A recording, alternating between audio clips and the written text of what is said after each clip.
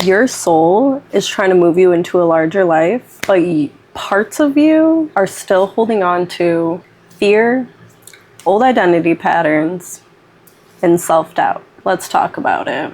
So this feels incredibly tied to self-worth, purpose, healing generational and emotional patterns, trusting your gifts, and releasing resistance to success and visibility. You are being asked to stop shrinking from your own calling. This is your calling.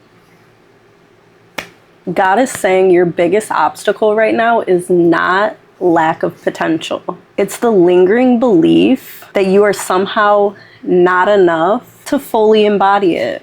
But you already carry the gifts. The lesson now is trusting yourself enough to fully use them. God is asking you to expand beyond old identity. You're being asked to stop resisting change, stop clinging to a familiar identity, and stop fearing stepping into the unknown version of yourself. Because we all know that version is exactly who you're meant to be. It feels like part of you knows your life is trying to expand, but another part is hesitating because expansion requires vulnerability, responsibility, visibility, trust, and letting go of old emotional narratives. But God keeps repeating, you cannot become who you're meant to be while still viewing yourself through the lens of your past. You have to realize that you are not that person anymore. And honestly, you probably never were that person. You allowed other people's thoughts and beliefs to get into your head. You've always been an amazing person. You've always had gifts. People have always seen your light. Always. But they put you down because of their own insecurities, their own flaws. It was never about you. It was never about you. And God is trying to remind you of that. Remind you of who you are, of your full power, of the gifts you hold. This feels like a healing and rewiring phase, not shallow healing.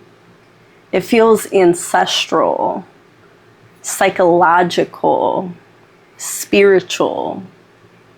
I don't know, maybe some of you guys have been diving deep into spirituality, starting spiritual studies of some sort, whether it's going to Bible studies or studying some other kind of spiritual text. But you're diving deep into your subconscious and rewiring some stuff in there. Like, this is the kind of healing where you start seeing inherited patterns, things that were passed down to you that were never yours. You're recognizing how long you've carried survival mode, how long you've been stuck in survival mode because you were taught that life is supposed to be that way when it's not. You're realizing some of your self-doubt was conditioned into you. I feel like there's been times where like you actually had like so much faith in yourself and then other people just put you down. Like you expressed to people like your dreams and your goals and what you were like gonna do, and they just pretty much just rained on your parade. I also feel like you're learning to stop identifying with your wounds. You're realizing that your wounds, your trauma is not who you are. It's not you. It happened for you, not to you, to make you into the person you are today. Mistakes are something you do, not who you are. You're learning to separate your identity from your past pain, setbacks, confusion, or perceived failures. Because at the end of the day, you're never really failing. Everything has a purpose. Everything you go through has a purpose. Whether it's something you need to heal, something someone else needs to heal, whatever the case may be, everything has a purpose. Now for like career and purpose energy, it feels like there's strong potential, but your energy needs grounding. I feel like for a lot of you, your path involves communication, creativity, visibility, and helping people emotionally and or spiritually. God is saying your gifts are real, but your systems, consistency, energy management, and confidence still need strengthening. And this isn't as criticism, this is as guidance. Because you have inspiration, you have depth, and you have a vision. Now you need structure, patience, practical planning, follow through, and sustainable habits. Your dreams need a practical plan. The love energy feels emotionally unfinished, but evolving. It doesn't feel like this specific person is definitely your forever person. It feels more like your relationship patterns are changing because you are changing. God keeps bringing up self-worth, self-respect, boundaries, healing old pain, and releasing confusion and like fantasy. God wants emotional clarity, honesty, grounded love, less idealization. Like you might be placing someone on a pedestal, glorifying past experiences or individuals, or seeing a partner's flaws as minimal or non-existent. Pretty much just pretending like it doesn't exist. And then less emotional self-abandonment. Like you might be people-pleasing, minimizing your emotions, over-functioning, physical disconnection, or blaming yourself. God wants you to stop doing that. God also wants you to know that you're not navigating this transformation alone. You are surrounded by angels, spirit guides, ancestors, whatever you believe in, they're there. Your spiritual team is right there behind you, which is why God is encouraging you to reconnect with your body, nature, grounded routines, practical care, and just like physical reality, not just staying in your head or in the spiritual realm. Your body deserves reverence too. I resonate with that. I can get a little too into my head and try to stay stuck in the spirit realm. But that's because I hate the 3D world. It's very uncomfortable being here. But our bodies still need nourishment. The Holy Trinity, mind, body, and soul. Your soul already knows where it wants to go. The real work now is releasing the fear, self-doubt, overthinking, and outdated identity that keeps interrupting your trust in yourself.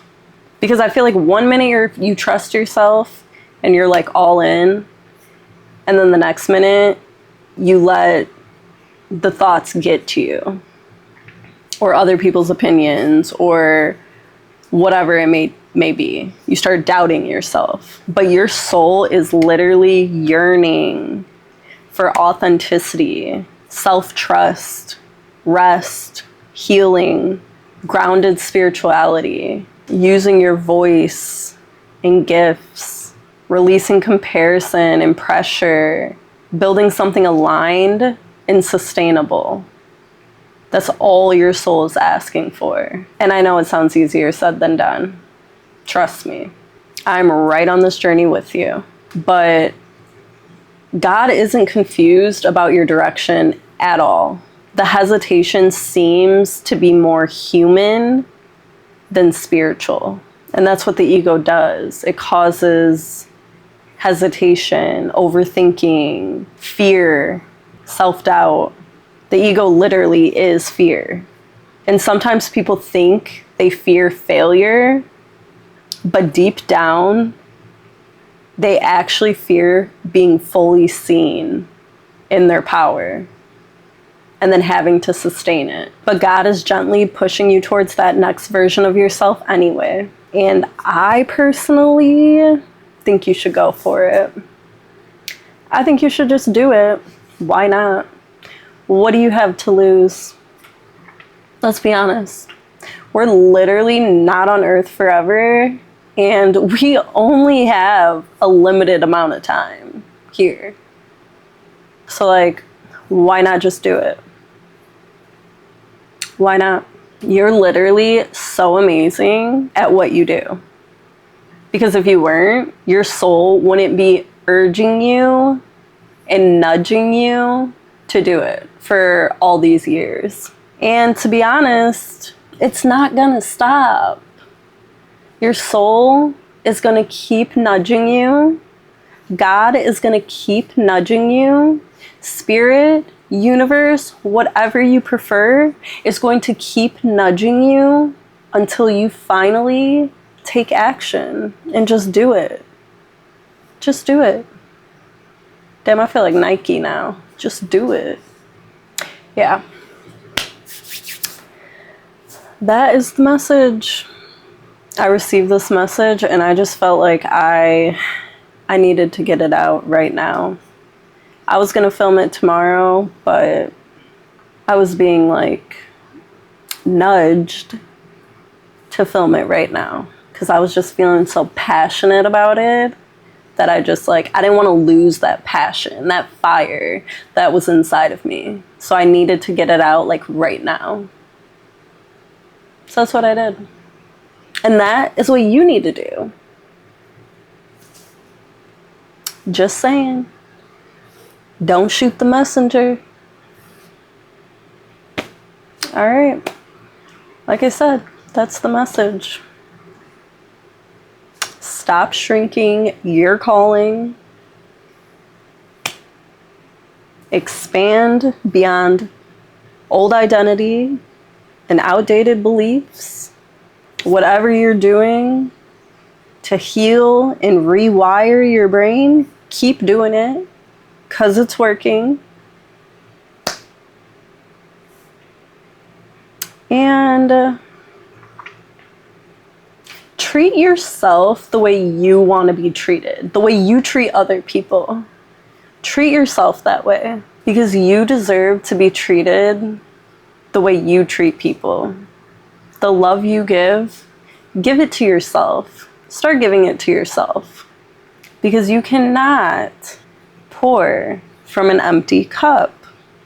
It just doesn't work. What you gonna pour? There ain't nothing in the cup. Come on now.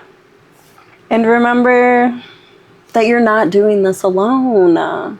You are not alone. Okay, that's the message for real this time. I love you, and I will talk to you in my next video. Bye.